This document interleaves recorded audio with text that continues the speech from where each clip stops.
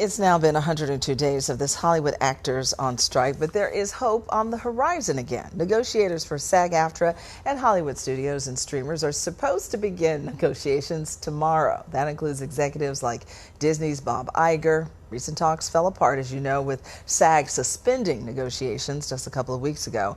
While Hollywood writers have gotten back to work, Hollywood remains mostly shut down without its actors. Let's dig into all of this more now with Seth Schachtner. He is a digital business executive and the managing director of Strat Americas, a consulting practice focusing on media and technology. Seth, good to see you. Good to have you here. What are the holdups at this point? You know, as I just said, the writers have made a deal a few weeks ago, but the actors are still in limbo. So what are the sticking points?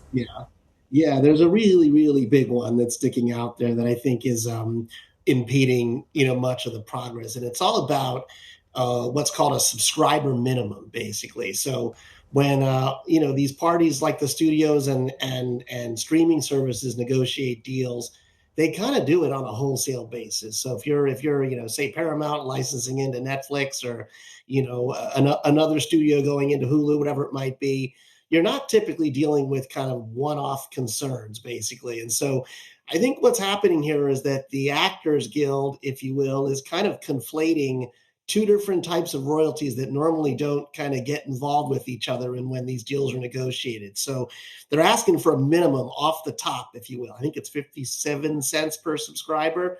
And boy, that's a really, really tough thing to get around.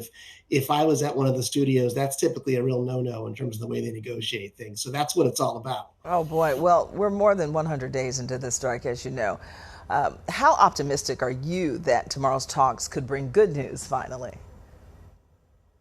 I can't tell you that I'm over the top optimistic about it. I think it's a very tough point. So I do think this will eventually settle in some way. I would think this this deal might actually, this specific point would probably be off the table. But there's a lot of other points. There's the way AI and actors and actresses basically consent to their names and likenesses going forward that I get will get figured out, as well as just compensation on shows as well.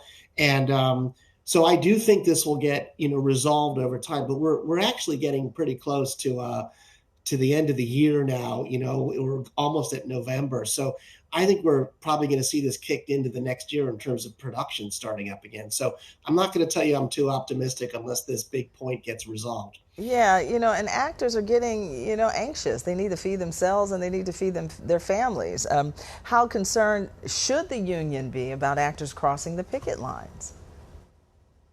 I think there's some real concern there because there have been some holes, not just with actors and writers, and there's tons of different programming getting produced, all not just in the U.S. but globally, including independent pictures and things that are acquired from other markets. And I do think over time some of this could bleed into at least the American appearance of Unity, because there are other markets outside of ours. So it's for sure a real risk. And I think this particular point really needs to get settled because we've done a lot of damage, actually, not just to the Hollywood economy, but to all sorts of other ones that depend on it. So it needs to get figured out. Yes, do you think it's going to end sooner rather than later?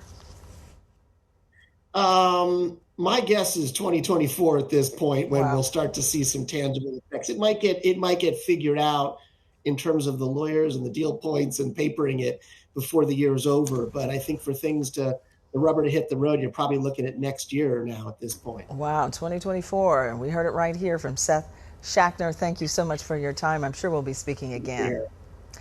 Still to come on Scripps News Live. Some like it hot, but for others, hot is just a starting point. Next, hear from the man who created a new species of pepper that's now the spiciest in the world.